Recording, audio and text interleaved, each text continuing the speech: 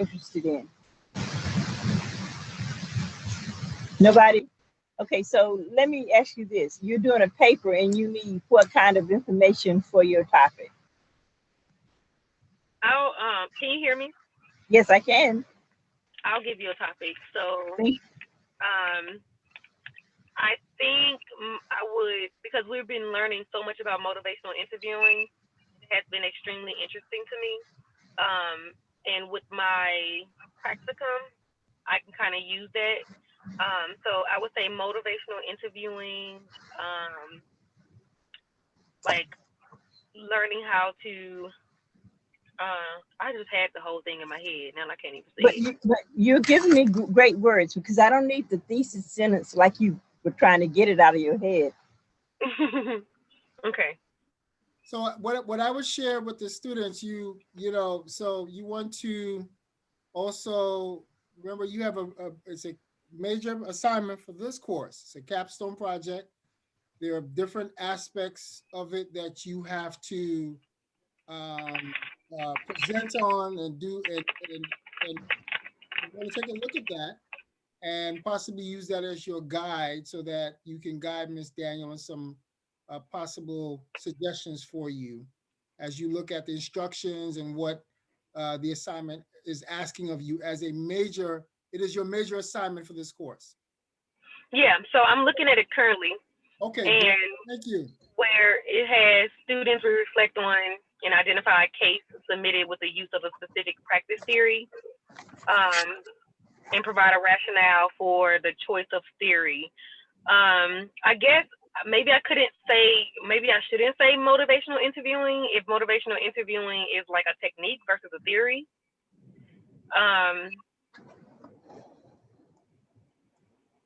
So I should change that, correct, Dr. Wright? You're correct. Okay. Let's see. Okay, so The strengths-based theory, that's a perspective. It's fine. Okay.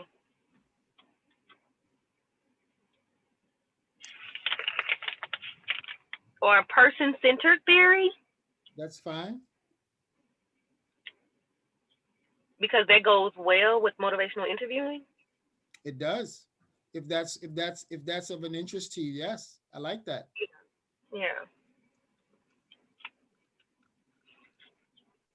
And I say I would also combine it with CBT therapy, like cognitive behavior therapy.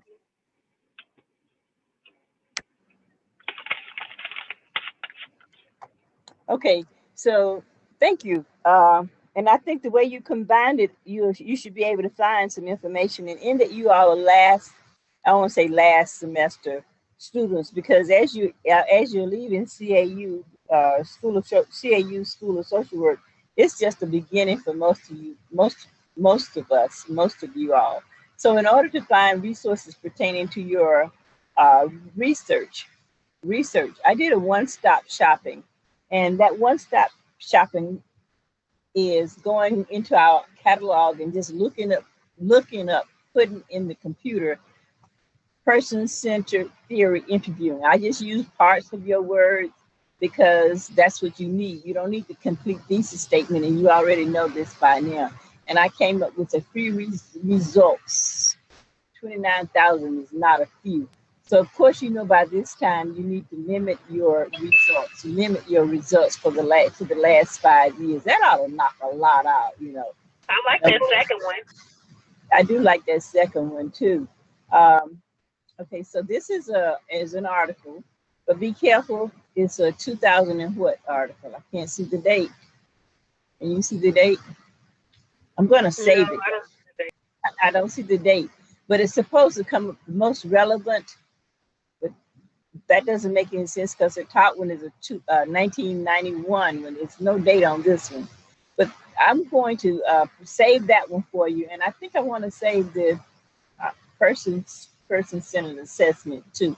I'm going to save those two. Now, what I also want to do is go back and say I want the last 5 years. Let's say the last 10 years and make it good and knock out a few of these.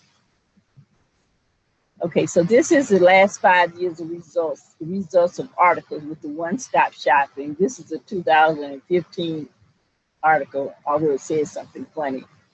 And so we have the resources here that's person-centered conceptual model.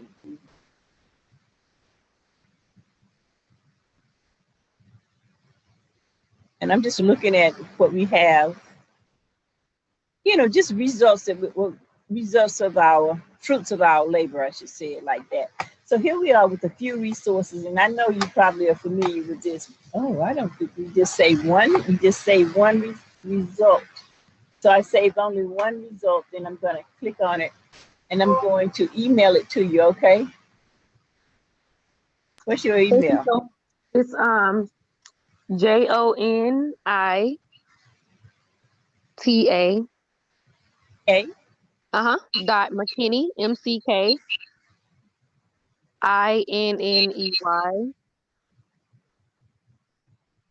at students.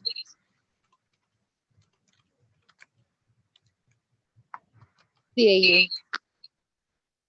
So this should come to you, and I'm just going to put, and I'm going to say share list, and it should come to you. It should be to you. So guys, Thank you so much. You're welcome. Thank you for your topic too. So here we have person-centered assessment. I don't think that's the one you wanted though, but it's A1. Okay, person-centered assessment. Now, what you also want to do, and you probably already know this because we are where we are in life. You can look in the journals too. You can look in the journals. You can look in the journals pertaining to social work, right? You can look in the journals pertaining to social work. And a good place to start with your topic is in a database called SAGE Research Method.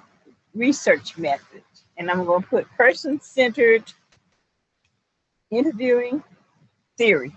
I'm going to be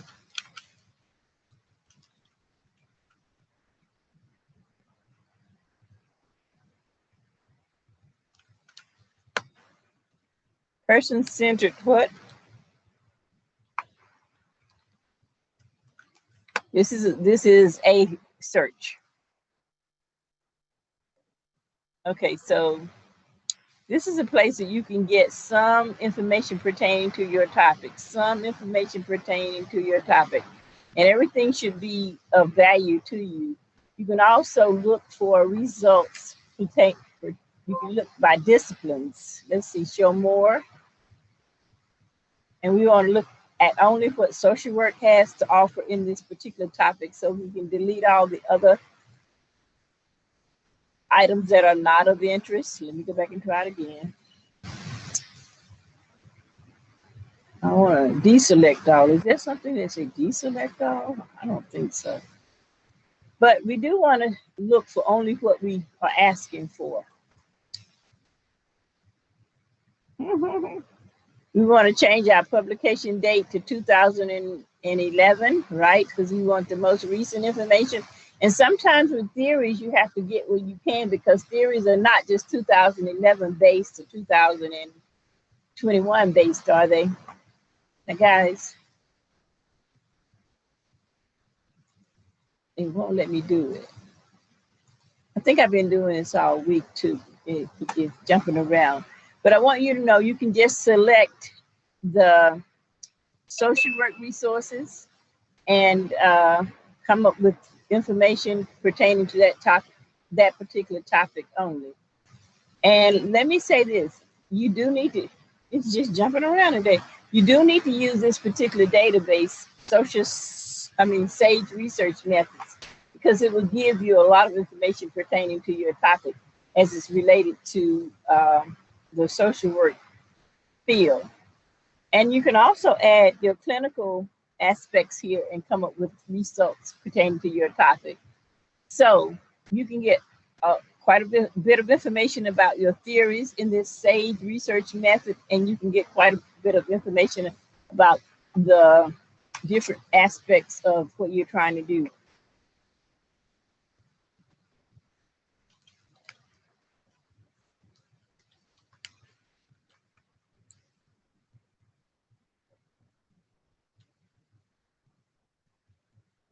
What's that other word? Motivational? Motivational interviewing. Motivation. I got it backwards. And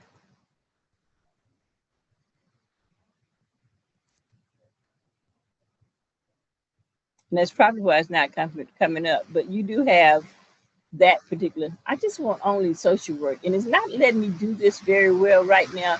But I'm hoping that you're gonna get the gist. You're getting the gist of the things that I don't want this machine to do, and it's jumping around, and I've never had this to do before, and I don't want 86. I want to this date. But you should be able to find some information pertaining to your interviewing process and your theory. You can include that in there. But our good is that we are coming up with interviewing, and it says interview.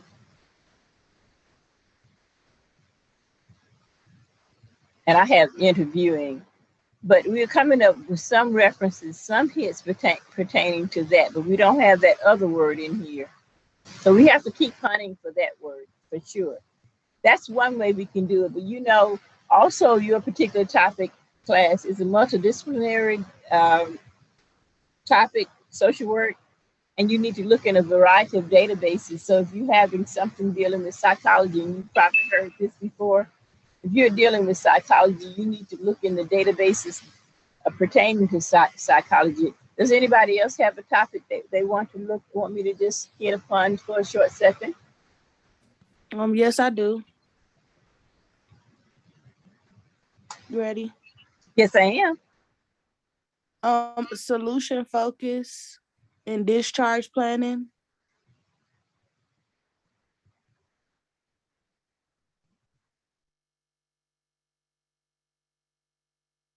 Let me just say this to this class also.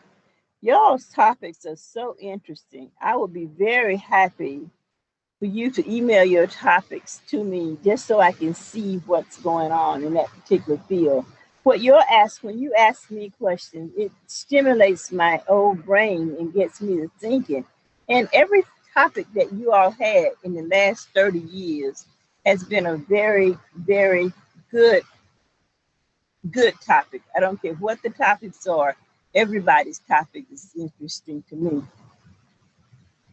What's that first word you said? Solution focus. Solution focus. Discharge.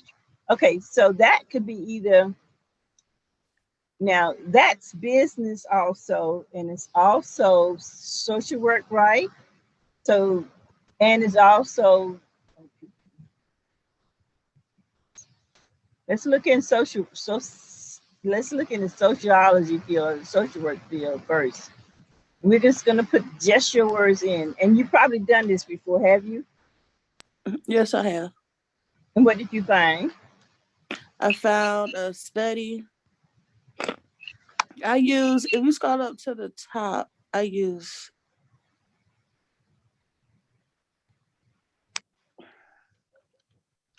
Let me just say this before we go. Not before we go. I'm just putting it solution focused discharge, okay? I'm going to copy this because I want to put it somewhere else. The database that I also want you to use as advanced searches is Science Direct. It's a more scholarly database. It will give you results and it will give you more results. Now, what did you say? Scroll up to the top. You want me to go back to our list of databases, right? Yes, ma'am. I was going to show you the one that I normally use. JSTORs? What is it? Yeah, I use that one. Academic Search Complete. I think you were about to say it. Academic Search Complete. Academic Search Complete. If you in any of my sessions, Academic Search Complete is the database that's most like Google, is scholarly, and it gives you some information about almost any topic. So here we are with Science Direct.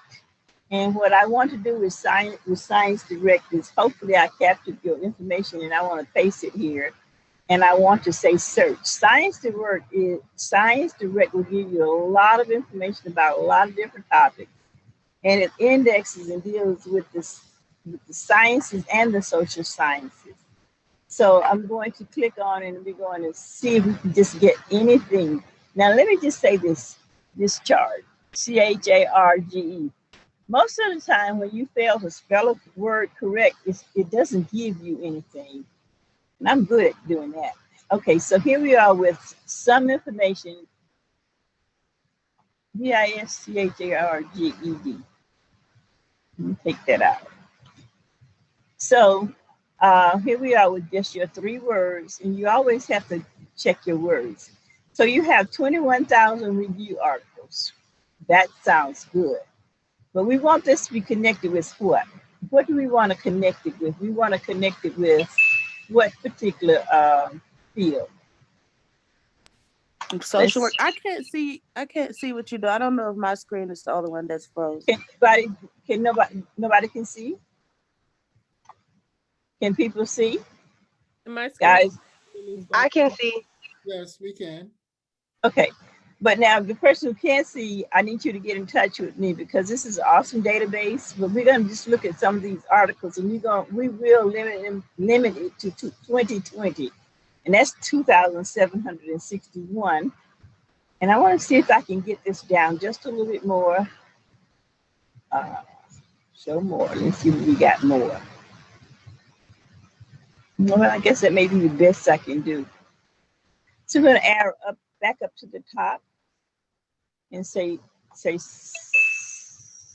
Daniels, the other thing too, because the class has a strong emphasis and focus on leadership, one of the things that I know would be very important for them because they are asked to select a leadership approach and talk about that in terms of that approach and how they would utilize it in their future practice. Are there search sites or databases? Leadership approaches. That dealing with leadership and leadership approaches and styles and so forth? Yes, there would be. Now when you say leadership, that's anywhere and everywhere. That's leadership period. So yes. you can cross over into the field of education and find a lot of articles on leadership approaches, which will be leadership approaches basically in any particular field. So here we are with this particular resource. Science. I'm sorry. So what Miss Dr. Wright, are you able to, and Dr. Wright, you can tell me if I'm like off, but transformational leadership approach. Yeah. Okay, so Dr. Wright. Excellent. Okay, so we can put transformational leadership approach somewhere. And when I say somewhere, we will look to see where that somewhere is. But transformational is a word that you may have to put with leadership approach. You may have to find that leader and put it with somebody else, And we haven't done the research yet. So we don't want to say yay or nay. But let me just click this part right here.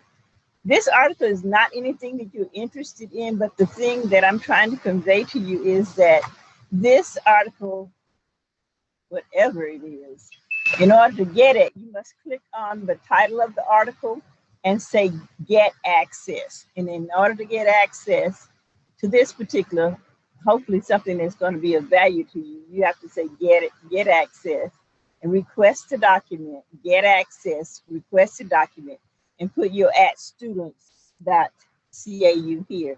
And it should be back with you for you in about a couple of days. Now we're moving right along because we're running right up on 3:30 and I do want to get to another particular resource for you. So this is Science Direct. You've gone to SAGE Research Method.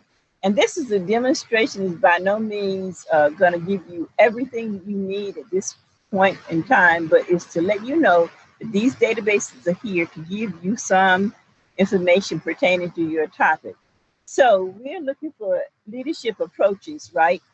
And I would have to do some more research, but I know education is a place that you can look for leadership approaches.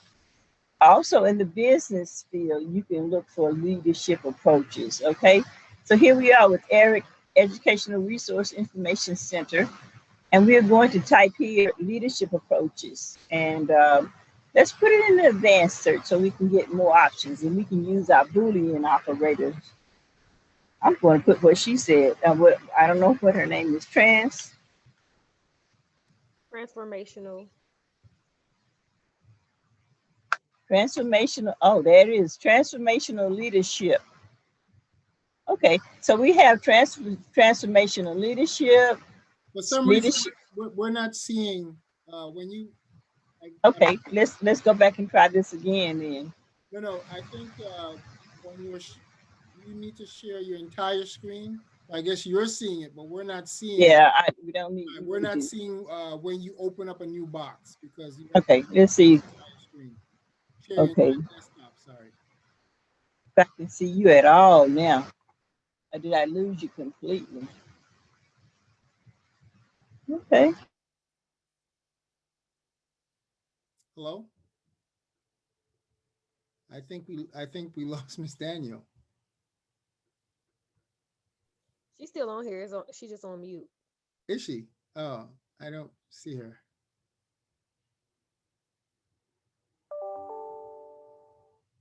Miss Daniel? Her name is listed. It just says she's on mute. She's still the co-host as well. Okay. Ah, yeah, I see her.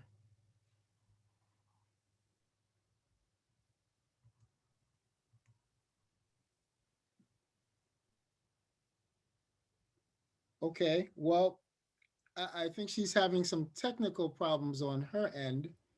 Um, However, what I suggest is that, and I'll put Miss Daniel's information in the chat as well, and that way you can reach out to her and make an appointment, to get on her schedule, and so that she can provide you with some more insight on that. So let me try to pull up her email.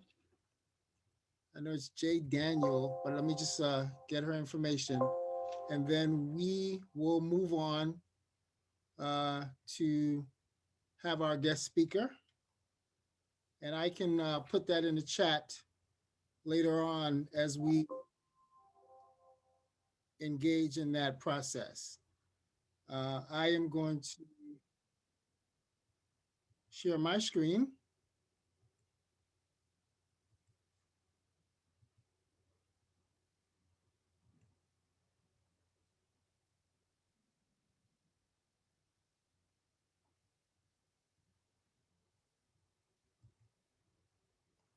And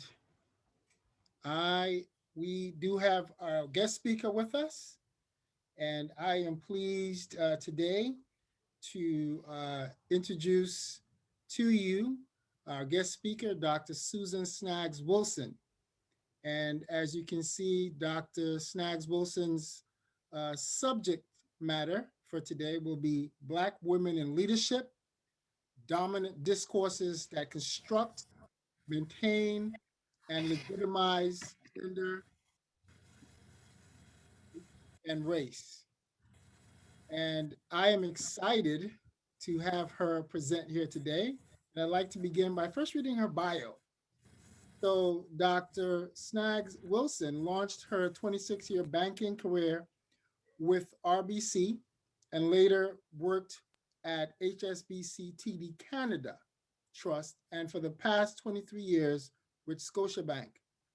Her robust and diverse background gives her a profound understanding of leadership engagement, change management, and leading diverse teams. Since joining Scotiabank in 1996,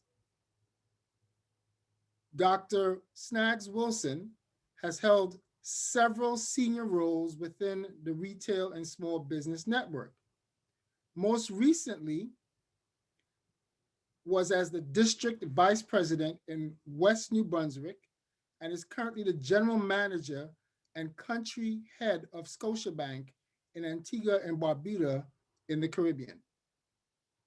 Since migrating to Canada from Trinidad and Tobago in 1981, Dr. Snaggs-Wilson has been committed to being a leader that is passionate about people development and team performance. Dr. Snaggs-Wilson holds a PhD in social justice education from the University of Toronto, an MBA in financial services from Dalhousie University, Halifax, and obtained her BA from Wilfrid Laurier University in Waterloo. She holds a personal financial planning designation and is a certified executive coach with the Certified Coaches Federation. And in a moment of just being transparent, Dr. Snaggs-Wilson is also my big sister. And I am so elated and pleased that to have her as a guest speaker. Without further ado, I'd like to turn over the Zoom platform to Dr. Snaggs-Wilson.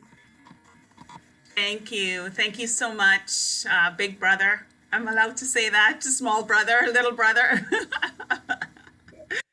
Yes. Thank you so much for the opportunity. You can hear me okay, is that correct? You can. Yes, we can. Yes, okay, perfect. Thank you. I'm Let gonna me make you the co-host so share. that you are able to put your slides up. Yes, I will. Okay. All you. So I will go to. Are you able to see my screen? We're able to see you about to share. Yes, we can. Perfect, perfect. I'm just gonna move this out of the way, see if I can shrink this a bit. Hopefully. Technology is one of those other things that I need to learn a little bit better.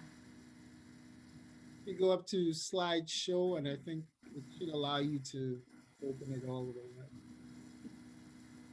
So if I go more.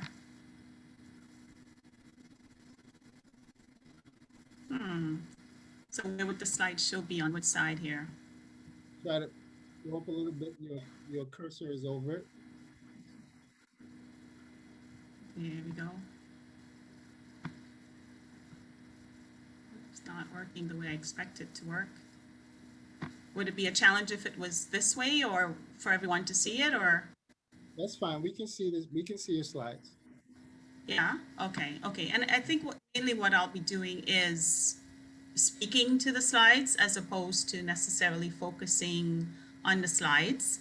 The goal today really is to speak a little bit about looking at Black women in leadership and the dominant discourses that construct, maintain, and legitimize gender, race, and class bias. First, I certainly want to acknowledge, Dr. Darren Snaggs, and sorry, I did put your name as Snaggs, but Yes.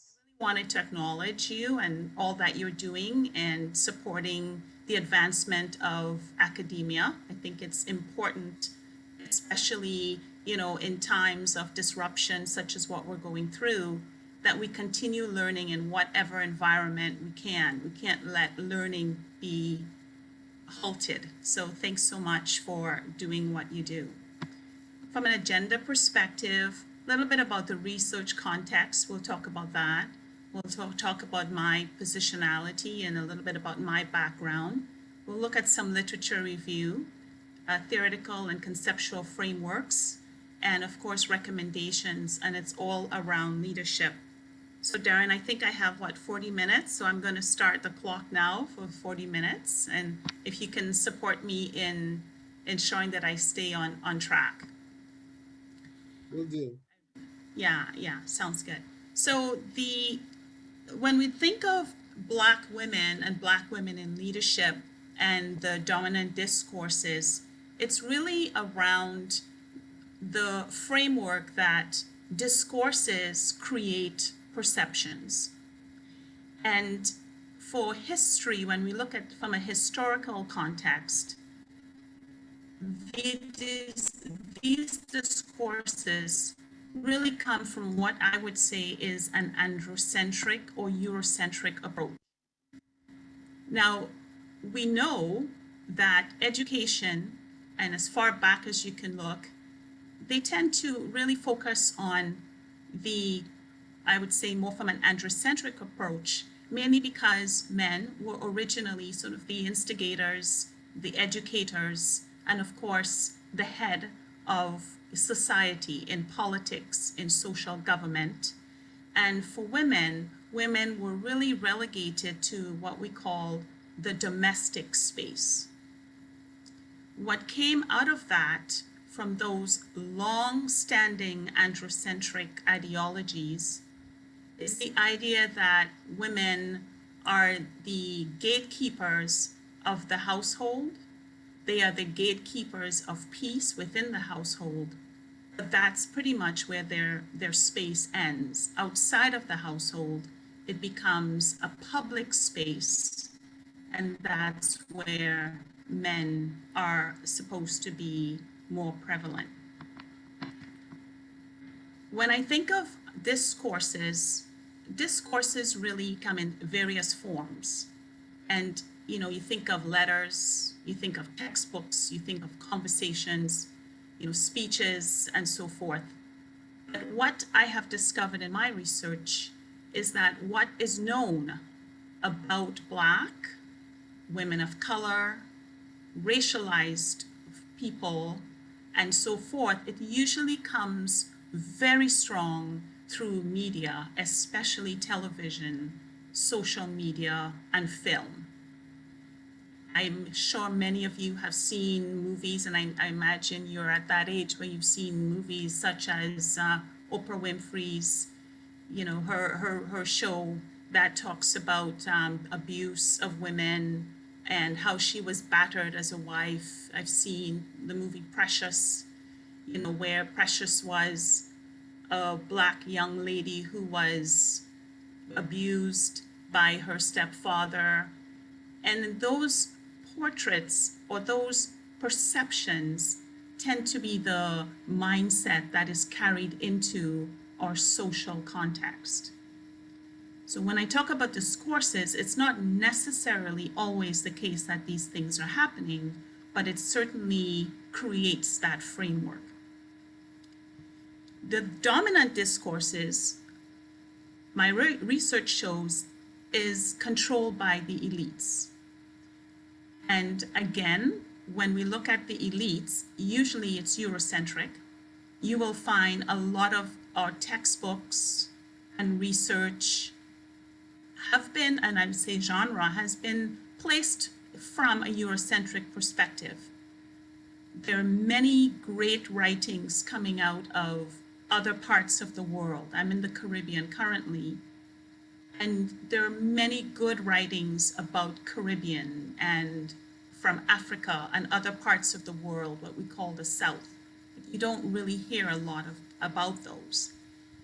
And so part of what I would ask you today is to look at these writings from a critical perspective, from a critical eye, and ask the question, what are these discourses saying, and how are they legitimizing a dominant culture?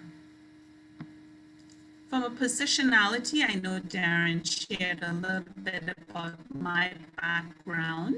I am originally a migrant from Trinidad and Tobago, which of course is in the Caribbean.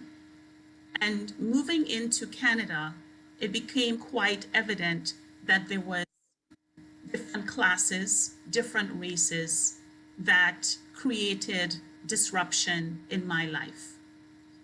I needed to take a step back and look at what opportunities can I create for myself, especially being a Black woman and wanting to be successful in my new homeland.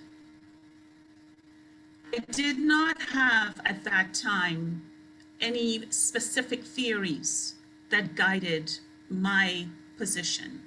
There were no frameworks that told me how to operate or not to operate. And you will find as women and men, but racialized women and men in leadership, there aren't very many theories that support your journey. And so what we end up doing is, in some regards, a performance. And performance strategy allows us to become embedded into the culture and try and fit in.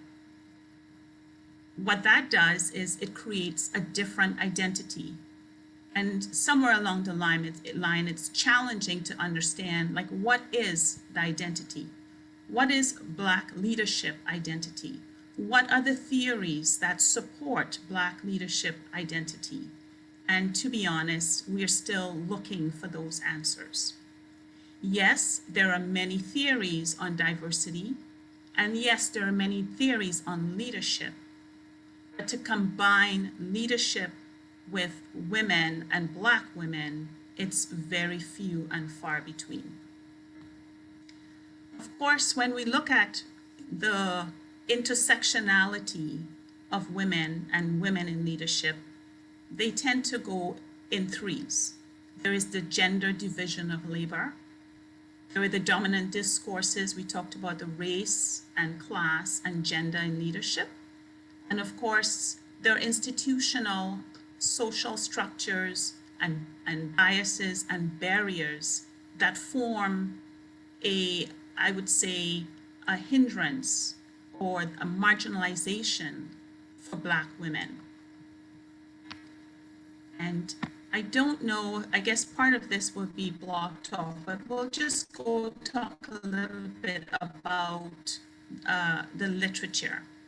So from a gender division of labor perspective, women and women's equality is globalized.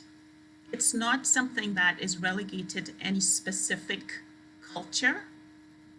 It's a global phenomenon, and it stems again from how we've been educated. When we think of sex typing or sex labeling, they're very prevalent, especially when we think of leadership. And why is that so? The question begs to be answered. Well, the division of labor really creates two sectors. We think of capital and capital production, and then we think of laborers. And if you look at the research, 39% of women who have jobs from a global perspective currently, you can see that number is dwindling because it's cheaper labor. And of course, in the face of a pandemic, those are the jobs that tend to disappear first. And so women's labor tends to be dispensable, it tends to be cheaper, and of course not at the level that allows women to have equal representation and equal income. For this reason, we believe that there's a natural division of labor, and it's specifically designed from a capitalistic perspective that allows those who have to retain and grow what they have, and for those who don't, to be struggling to achieve that higher level. There is a gap in the literature, as I've mentioned, and Black and racialized women tend to be relegated or omitted from many of our leadership textbooks. Now, I come from the position of corporate Canada, and I'm sure many of you, in terms of corporate America, there are Fortune 500 companies. Mine is Financial Post 500 companies. So my research tends to look at companies, the revenue, the growth, and from a capitalistic perspective. And we can see, based on the research, that the top 500 companies in this world are the generators of the most revenue that is made in businesses. Now, where does it leave women? Well, when you think of dominant discourses, it's a silencing of women in leadership. The framework specifically speaks to this gap where many epistemologies are grounded in the belief that white, upper class, heterosexual men are the leaders and can only own those positions. When we think of tokenism, biases, and so forth, the structures, those structures that continue to perpetuate, we find that there is a concrete ceiling that Black women in leadership experience. I'm sure you've heard of the glass ceiling and shattering that glass ceiling. The glass ceiling really pertains to more Caucasian women, and that's because the theory is that you can still see where you were hoping to achieve when you're in a glass ceiling. However, for women and Black women, it's really more of a concrete ceiling where it's difficult to even see or have an idea of what does the top of the hierarchy look like. And so these are some of the barriers that we need to challenge as we go forward. The theories that go with this, and again, there are many theories, so don't stop at only 3. In my case, my research speaks to areas of gender theory, it speaks of labor process theory, and of course, Black feminism. Now, why Black feminism? Black feminism is an extension or a wider perspective that incorporates Black women, because mainstream feminism did not really address the needs of Black women, especially in leadership. However, Black feminism does not speak to women as corporate leaders, as CEOs, as CFOs, and we know those are the named executive positions that allow the decision-making power to happen. These intersectionalities continue to be interlocking systems of oppression, and it's very difficult to work outside of these frameworks. Professor Portellis argues that in many instances, especially in education, the policies and the practices, especially in a leadership context, there's a sense that a one-size-fits-all approach is the solution. And for yourselves who are looking at academics and leadership, I challenge you to do not just look at a one-size-fits-all approach. It's important to analyze and critically test some of the assumptions that have been made in the past. I'm looking at a leadership theory called rebel leadership. And I'm not asking everyone to go out and be rebels, but it really speaks to things like resilience in leadership. It looks at being bold, it looks at being in a brave space, and it also looks at making decisions with less information. You will find that leaders of today do not have all the information that's needed to make effective decisions. And not every decision is in black and white. There are lots of gray areas. Even for myself, being in Antigua, this is the first time I've ever worked in the Caribbean. I've always worked in Canada. I'm learning new leadership concepts. I've never really thought about resilience as being part of leadership, but it certainly is.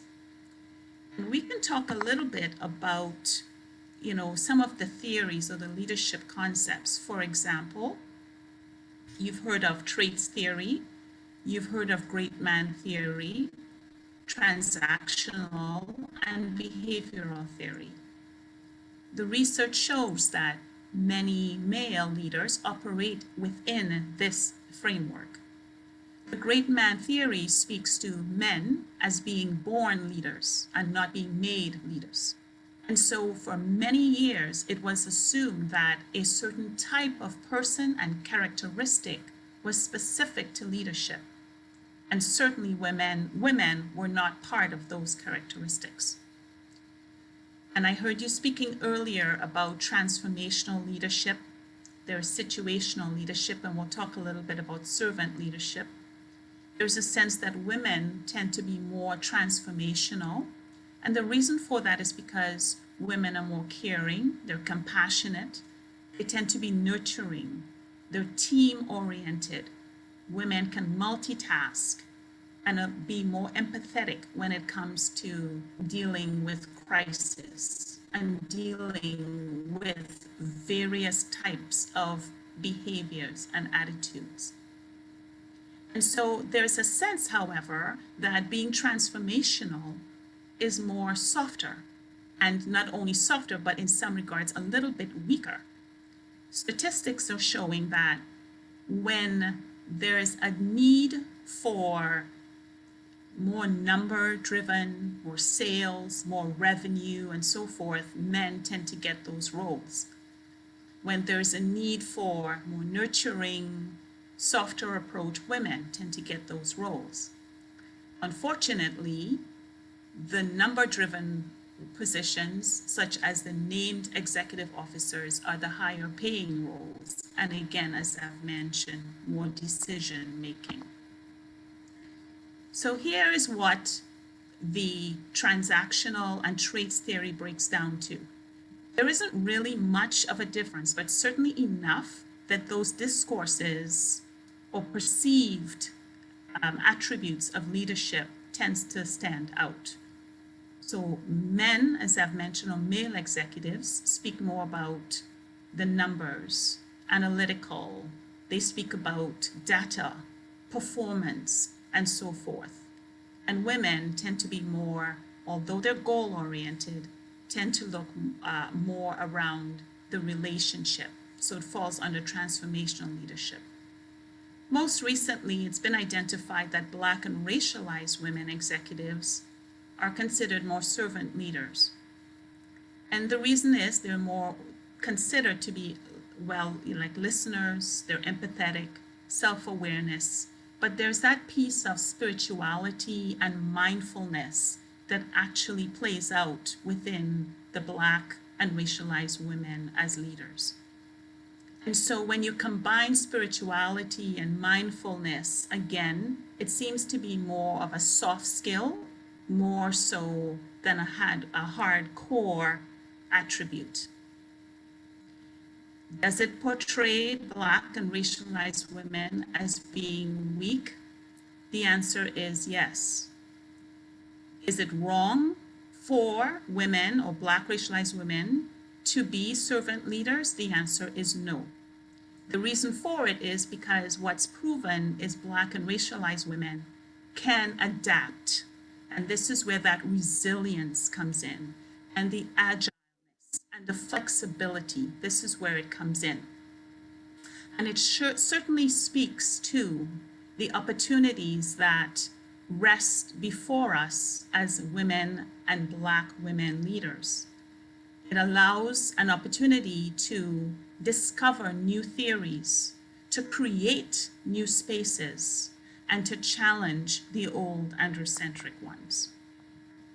I wouldn't spend too much time on this, but these are more some of the attributes that come out of the various leadership styles. So being focused, resilience, decisive, understanding the business, being number driven. So these are all what we as a society associate certain men behaviors with and certain women behaviors with. And you can see that a lot of the spirituality and team focus and nurturing and caring, women and Black women tend to stand out in this area. This is more an exercise I did, and I want to share it with you because it speaks again to the idea of media and the discourses. I did a research on how do male CEOs go through interviews? How does a example like in the news, or how do the news or articles and so forth speak to male CEOs? And even the questioning is different. So for example, male CEOs will ask questions around global markets, about being competitive. One was asked about being the president of the United States. Will that person be running for the president of the United States? And you can see very high level decision making, global issues were asked at these interviews. However, when female CEOs were approached, they were approached again from a different perspective regarding work-life balance, asking questions on the brutal side of being a CEO, asking questions about slings and arrows that they experience, women trying to have it all, women seen as tokenism. And these questions in themselves is guided questions that create a discourse that can be negative, especially in the press. And so again, it's important as women and as leaders and as men who are advocating for the advancement of women, that we challenge these sort of questions, that we challenge the concept that female CEOs should be questioned or interviewed differently than male CEOs. I share this example, and believe it or not, this just happened in 2020. A male CEO in 2014 was promoted to the CEO of TD Bank. And you can see proven track record, performance, tremendous breadth of experience, steeped in culture and values, etc., etc. Very high level, very commanding description of this leader. The female CEO was identified as being an immigrant. She did not speak the language of French. She actually only spoke English, and this bank it's a French bank. She was challenged again for not being Francophone. She was an immigrant from the Middle East. And this was in the newspaper. This was a news announcement.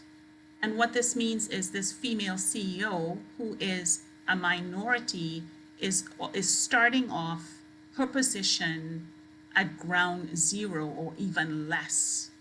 Now she has to build on her character and her brand to get out of this perception. And all these tend to marginalize women in leadership. How does it play out? Well, it plays out in promotions, in interviews. It plays out in the opportunity to move from a junior position into a senior position, into a leadership position, because the language of leadership tends to be biased in itself. You can see that, and I'm sure many of you have seen or heard of interviews where people tend to hire people who are like themselves. So they reproduce themselves as they hire others. And so if we're not careful, we end up imitating and regurgitating and replacing and maintaining the culture of an organization that is not diverse. A few quick barriers that I'll share with you, things like I'm sure I mentioned about the glass ceiling. However, there's a new phenomenon called the glass cliff. And the glass cliff is where minorities are usually promoted to positions at a time when there's disruption or scandal or mishaps or even decline in revenue.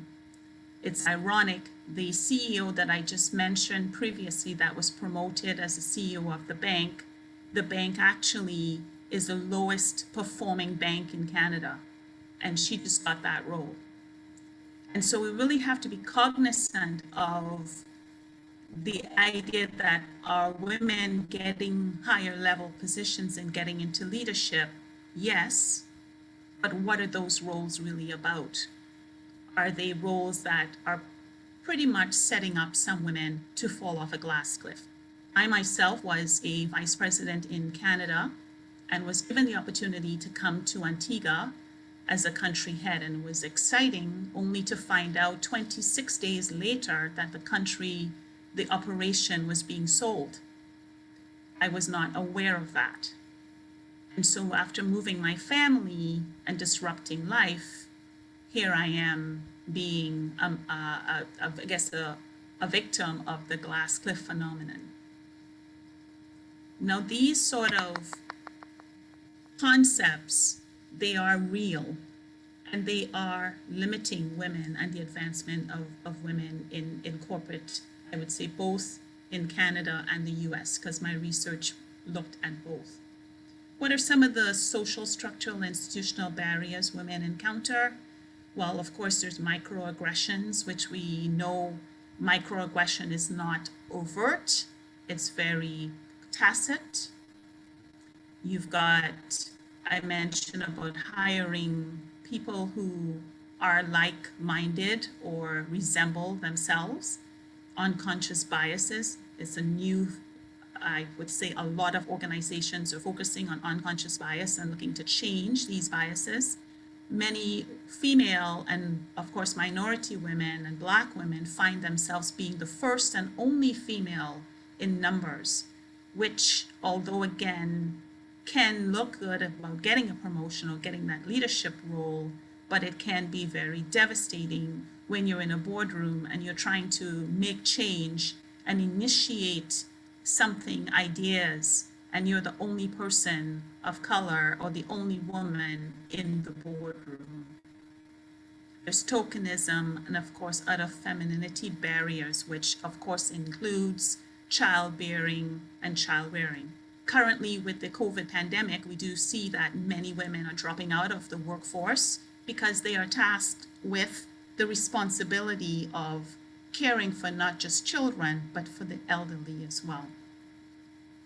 From the other side, more explicit type barriers, gender wage gaps still continue. We have exclusion from social clubs, etc. We talked about sex typing, the glass ceiling, concrete ceiling. Mobility is a big issue. I'm just looking at my time.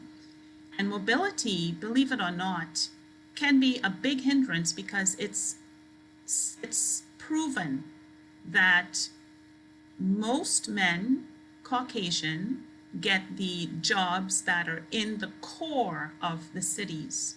So in Toronto, that would be an example, or New York, sort of the big bustle and hustle of the cities where revenues are generating, and I would call the heart of capitalism, whereas women, minorities get regulated to call centers or have to move to get more prominent roles. That in itself is an institutional barrier. It's also proven that mentoring is a great opportunity for women and minority women and men to be able to move ahead. However, withholding mentoring and sponsoring can be a barrier. You may ask, what's the difference between mentoring and sponsoring? A mentor is more like your cheerleader. So a mentor would say, yes, go for it. I'm all supporting you, and provide that rah-rah type environment. Whereas a sponsor, which is so necessary for the advancement of women in leadership, is someone who will not be afraid to pick up the phone and call someone on your behalf and say, please hire this person. I can advocate that they are the person for the job. And so as you build out your own leadership careers, I ask that you consider being an advocate or a sponsor or a mentor for other people, other women who are coming behind. Recommendations would be in your roles as you go into leadership, seek collaborative opportunities, especially, with universities and corporations, and trying to disrupt that androcentric ideology. When you look at the opportunities to disrupt theories that we talked about in leadership, don't be afraid to call out or name the replacement. So, for example, I talked about resiliency in leadership, diversity leadership. Find your own strength. What are your strengths? And what strengths do you see attributed to successful leadership?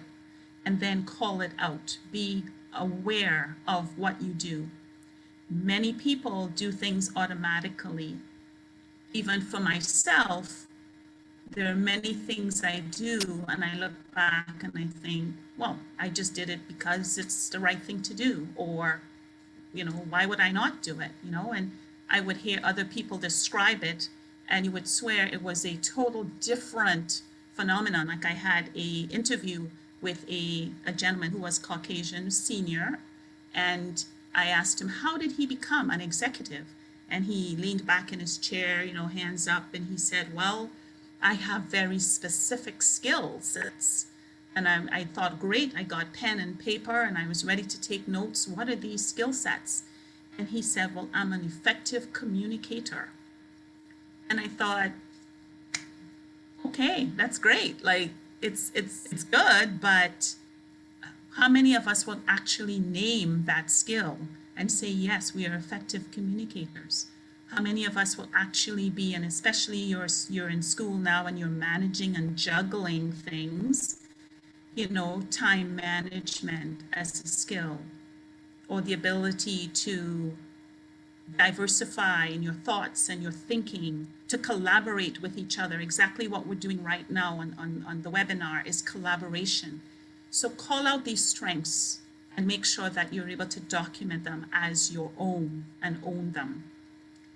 Formalize sponsorship and mentoring for Black women and racialized women to move ahead. We need to collaborate. We need to be advocates for each other. We need to be able to describe each other in terminology and discourses that we would appreciate. So as an example, I would be pleased if somebody would ask me, how would you like to be described? Or how would you like to be known? And I have done that for other people, where people would say to me, I would like to be known as an effective leader. And so when someone comes with negativity and says, anything negative about this person, I say, well, I don't know about that, but I know she's an effective leader. And we need to find those spaces to be able to advocate for each other, because if we don't do it, no one else will. Seek executive leadership training programs. There are many opportunities, even on YouTube or LinkedIn or whatever social opportunity media you have. Look for those opportunities. Volunteer on boards. I was a VP on the board for my church, and I proudly advertised vice president of the board of Unity. And I did that because I saw other leaders who were advancing were able to use those sort of experiences to build their careers on. So right within your own communities, within your school boards, whatever that looks like, volunteer and then use those opportunities to build your leadership skills on and to be able to articulate those leadership skills. Create a call to action for all men and women to unite. And that's a simple opportunity, as we speak with each other, as you speak and with family and so forth, speak out against any media or texts or films that is diminishing the value and the identity of Black and racialized women, especially in leadership. I see many opportunities where we have the power to do that, shows that diminish women, especially Black women, to minimal, I would say, sort of minimalist, where they believe that women are not portrayed as intelligent or ability to think or the ability to perform within bigger decision-making opportunities. And we need to call those things out. Sometimes comedy comes across funny, but to be honest, if it's not uplifting and if it's not building, why bother with it? Why should it be there? We need to call those things out. I created a model, it's called the ARC model of changing organizations, and my hope is as more of you get into those leadership roles in your various organizations, communities, even within your churches or anything like that, start building out and being aware of what biases exist call it out. You know, many people have unconscious biases and they're not aware of it. But why is that so? Many times people don't know why they have an unconscious bias. It could be something they heard or saw, something somebody told them, and they're running with this unconscious bias and they're not aware of it. Nothing personally has happened to them. And again, many times people will tell you, if you ask someone, well, why are you afraid of Black men or Black women? Why? And they'll say, I don't know. It's always been that way. Have you been hurt? But no, I've never been hurt. So these are unconscious biases that need to be challenged and then replaced with what it needs to be replaced with. What I've seen about Black leadership, as I've mentioned, strong resilience, strong passion, a strong will to succeed, but very team oriented, very mindful of the environment and the space. And I can tell you will not leave anyone behind, will certainly encompass the environment and take everyone ahead and move everyone ahead. Those are some of the words that we need to start describing for Black leadership and build out those theories. I will leave this with you, and I imagine there may be some questions that is floating, and if you would like to ask those questions now, I will certainly take a few. Thank you so much for the opportunity to present. Oh, I have Karen, a question. Yes. So I know you said one of your leadership positions was through your church. So how did you, I guess, or did you experience bias, you know, being not only like working in the world, but with the church as well? And how was that handled? Like if you did have like biases, or if the church had biases against like, I guess like just the regular community in a sense. Yeah, and so in many churches, there, believe it or not, within the church, there are biases. When you look at religion itself, a lot of the stigma around women actually was birthed from religion perspectives. And so I found that coming into these sort of environments, it was important to know my identity, who I am, and what do I stand for. And this is a key piece, I find, especially with women, but also men, racialized men. We have been tossed and turned and twisted so many times. Sometimes it's challenging to understand and own that identity.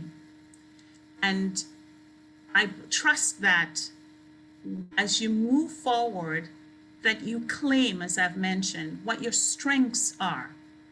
Don't claim somebody else's strengths, claim your own strength. I am sure you've gone through ups and downs, challenges that you've overcome. How can you describe that as part of your own strength, as part of your own identity? I was a single mother at one point, enough so that I was a single mother that collected welfare. And I used that opportunity to create a mother's group whereby I was taking my undergrad. And I thought, you know what? I'm going to share the information that I'm getting as my undergrad and share it with a mother's group. And so I led a mother's group called MAMA, Mothers Assisting Mothers Achieving. And even that in itself was a space that allowed me to identify what were my strengths of resiliency, my strengths of being able to take information and translate it and inspire others or to motivate others. And I am confident each of you have your similar experiences that you can actually document and know this is who I am and this is who my identity is. So absolutely, biases in the church and out of the church, of course, but understanding what your strengths are and what your identity is, and don't waver from it. Okay, and last thing, I'm sorry. So with working in the church as well as working in the regular world, Did your beliefs ever conflict with, I guess, your job? Absolutely. When you think of capitalism, which I'm in the heart of, I'm a banker, and you would know banks are profit organizations. They are definitely an opportunity to generate revenue. So my job is to lead people and recreate revenue, get sales, be the winner. And that's my overarching job. But within who I am as an identity and within the church, I'm not saying that it's about religion, it's about your belief system. And so a belief system stands strong. A belief system is your guiding light. And especially for leaders, and when you're leading others within that space, you're able to call out and challenge any of those biases. So I would give you one example of a bias, especially being the vice president of, and it was, the church was called Unity, and I'm sure Unity actually is out of the States as well. So I'm sure you've probably heard. It's just a mindset that people are not always supposed to be successful, or money is, I'm sure you've heard this, money is the root of all evil. And some of these paraphrases or proverbs that do not serve us at all. So we need to challenge what are some of those proverbs or thinking that were instigated or framed our minds, and are they serving us anymore? And if they're not serving us, then you need to let it go. And so those are some of the identities that I'm speaking to, especially when you're leading a team. A lot of these ideas and concepts will come out from a team. You'll have various people with different mindsets, people coming with different upbringing, different cultures. And you as a leader have to stay firm, because if you switch back and forth, if you come in the mornings and you're one way, but in the afternoon you're something else, then the team will not be inspired and they will not follow you. So it starts with you as an individual understanding what your identity is and what do you stand for.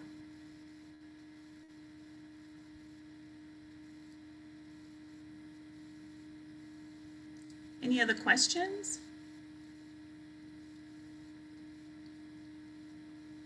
I just want to say this was a very informative presentation, and I really appreciate it. And I screenshotted so much stuff because I appreciate the information. And right before you got on, when we were talking about with the librarian, Can't hear you that well. you still can't hear me that well. Now we can. Okay. We were discussing transformational leadership, and you gave me a great insight on what it is and how to really what we've been talking about the last few weeks with leadership style. So I really do appreciate you for that. Yes, thank you. I'm glad you got value out of that. It's funny, I also call myself a transformational leader, and it came over time. When I first started my leadership journey, because I've been in banking now for over 23 years, the thought was very transactional. I go in, I have to perform, especially one of the items I had on my slide was what we call emotional tax. Emotional tax is something that minorities experience, because when you're in an environment, you want to show that you can perform, and you feel like people are looking at you all the time and people are judging you, and you have to work at 110% compared to maybe a Caucasian person who's sitting and working beside you. So you're always in that high anxiety performance mode, because you know that you're being watched and you know you want to succeed. However, you need to be able to show that your value to the organization is important. So for years I went through that, where it was a matter of performance, performance, performance, just stay out of my way, right? But as time goes by, I realize that good leaders really need to engage their teams to perform, not just for themselves, right? But for a bigger purpose. So I say to my team, when you're by yourself, you need to be able to hold yourself accountable without me watching. If you're one person when I'm around, but you're a different person when I'm not around, we have an issue. So when you come to your workplace, whether it's in work, whether it's in school, whether it's wherever you are, living in that greatness comes from within. And that's the light that people see, and that's how you move ahead. There's a lot more dynamics. I'm not saying life is perfect. There are biases. People get dismissed for the wrong reasons. People get challenged for the wrong reasons. But at the end of the day, when you're a leader, your light needs to continue to be shining. Thank you so much for that. Thank you. Little bro, do you have a question for me?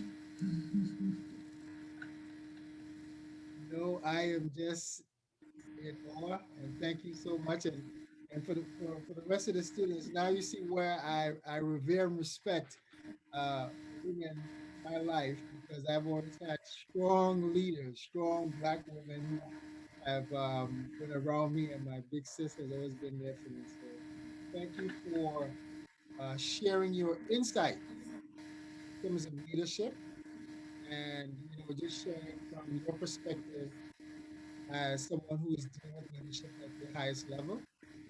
And many of our students, both male and females, are going to go on in positions of leadership, particularly in an industry sometimes where social workers, they may not be valued, they may be criticized, they may not be seen as individuals who can lead. It's good for them to hear that and have different perspectives. So I just want to thank you for that. Thank you for what you did today. Much love Thank and you. much respect. Yeah, thank you so much. And you have my email if anyone wants more information about, leadership or any other information, whether it's from a corporate perspective or not, please feel free to reach out. I'm always available to answer. Thank you, sis. I appreciate you. Thank you. All right. I'll give you a call later. Bye bye. Bye bye.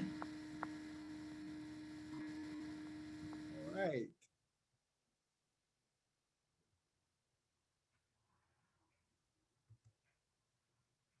Well, I thought that was an excellent presentation, very insightful, and I hope that it provides you as well. Again, we've had three dynamic speakers, and you've heard from individuals who are social workers.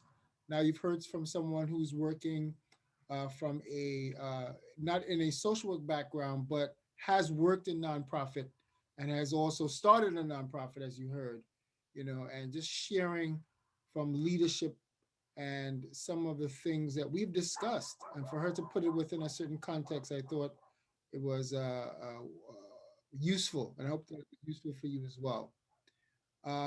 As you know, you have your major assignment coming up, right? Which is a capstone project. I encourage you to begin uh, reviewing it, as we mentioned before, and reaching out to Miss Daniel.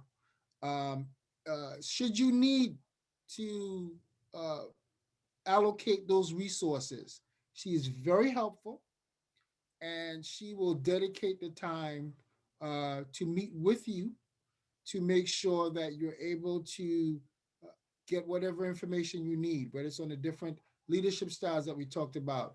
Not just looking, we've covered a lot, right? And looking at it from whether it's from a social work perspective or there's some other form of leadership style that you would like to utilize. But I think from hearing from all these different speakers, you've gotten an idea that they're grounded in some sort of theory. They're not just out there leading, right? But they actually have some sort of theory that guides their work, and they understand, they're very grounded in that and in themselves. So I think that's important as well. We have an assignment that's due today, as you know, and that is the submittal of your licensure application. Um, Completed. I did not want anyone to go and get it notarized or anything like that, right? But I would like that you have completed it. If you've signed it, that is great. Again, we are working through this process. We are removing the stigma. We are removing the fear. We, as I've said before, knowledge, we often hear that knowledge is power, right? And I always say that knowledge is not power unless you apply it. Other than that, knowledge is just information. So it makes no sense to have all this information and not apply it. It becomes powerful when we apply it. So that is why you are engaging in the process of application. You have the knowledge, you did the research, you know where to find it, you know what state you are in. Now apply. You're applying by completing this application.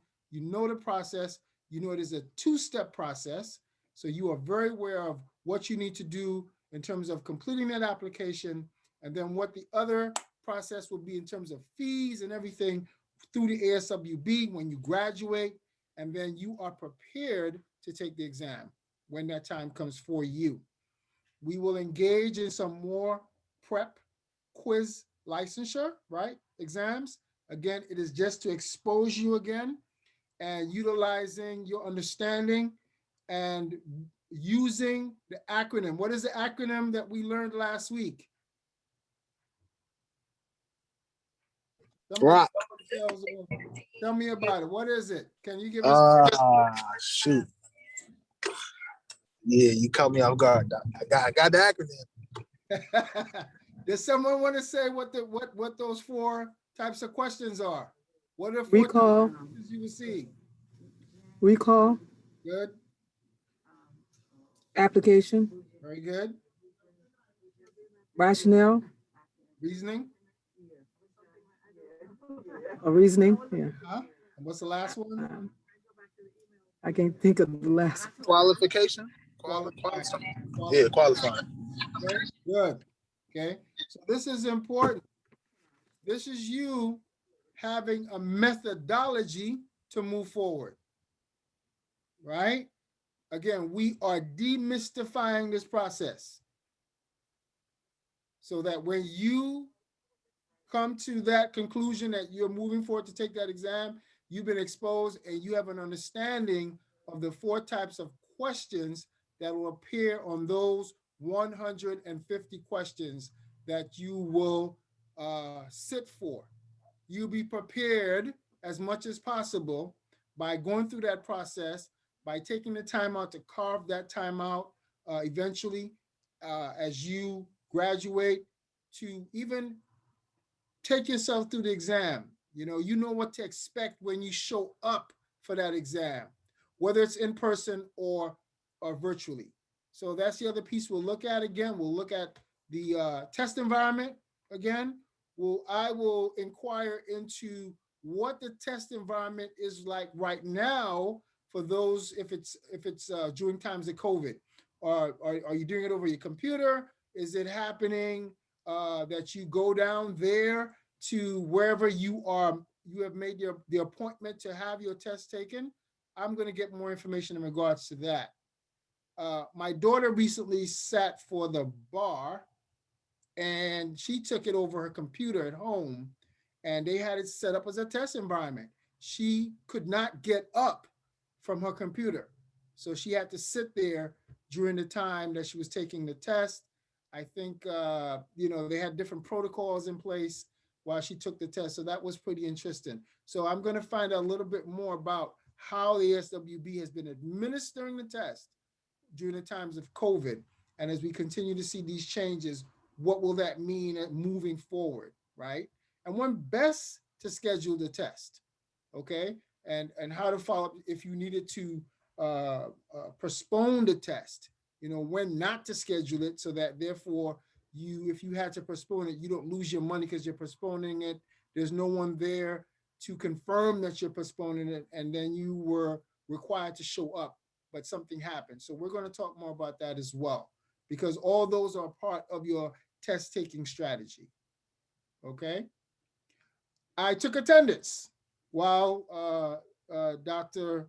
Snaggs-Wilson was presenting, so I have everyone's attendance. Is there any questions before we depart in regards to the assignment, the upcoming capstone, anything that I need to discuss now while we're here together as a group? I have a question, Doctor. Yes, Sahar. About the lesson application. I already submitted, but I'm not sure if the question number 12, it says, did you receive master's degree in social work? Should I put yes or no? So you will be receiving your master's, right? So we know that, Yeah. when you graduate, you will. So it's okay if you didn't fill that out. That's okay, right? But you will be receiving your master's. And typically what that would look like, once you can put that in there, they will verify, right? Because the verification is you will have to submit the information so that the registrar's office can confirm when you graduated. Okay. You've noticed that they're going to want to confirm that. Okay. Okay. There's some students right now, I know some people are going to South Carolina to start the paperwork and then take the test. They allow you to take like a provisional test. If you pass the test, they give you a provisional license, right? So some people are doing that. That's good if you want, it's for people who choose to do that. But if you don't, I think it's okay to develop a process. And that process for me is going through these practice exams and becoming more and more comfortable with the test questions and how you respond to them. Take a break, not too long of a break, right? And schedule that exam. Hopefully most of you will take it sometime in August, or after the summer break. But between doing that you are having these study sessions where you're getting together and studying for the exam. I think that's important. That's important for you. And that you take some more of the practice exams. So one of the things that I suggest, there are groups within groups here, right? So some of you might be like really cool, as a group, where you have your little clique, your little crew, and that's fine. Where you have, certain levels of trust.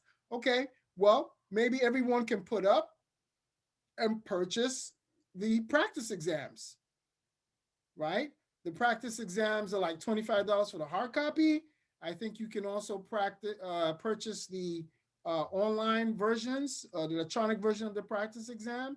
And, this is an opportunity for you and your group to share that information with each other so that everyone has an opportunity to engage in the practice exams. If you purchase hard copies, if everyone purchases a hard copy, let's say a group of 4, that is 4 different practice exams that everybody would have access to. So I say to people, let's put the Afrocentric perspective to work. This is not theory. So when we talk about collective group economics, if there are 4 of you and you guys are good, that's an opportunity for 4 people to purchase the practice exams. I think it's like $25. And that's an opportunity for 4 people to share those exams within your group so that you have an opportunity to take 4 different practice exams and become more comfortable with the practice exams. That's what your counterparts do. So I want you to begin to be strategic, intentional, and let's put this theory to practice. Support and empower each other, so therefore that you can get over the finish line.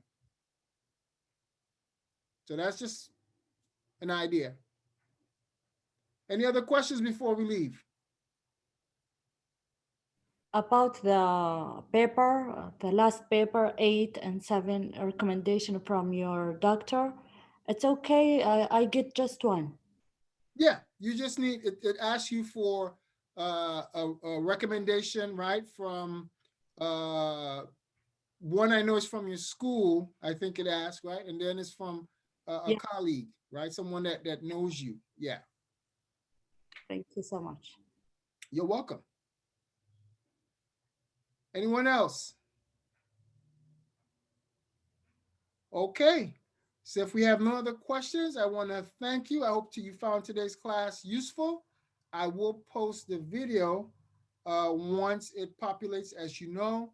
I will post it in the announcement for your use and revisitation, just in case you need any aspects, or I like that model that Dr. Snaggs-Wilson had. That was a wonderful model, the ARC model. There are different things that you may want to incorporate into your own capstone paper, but begin to look at it. Begin to plan and organize your paper, right?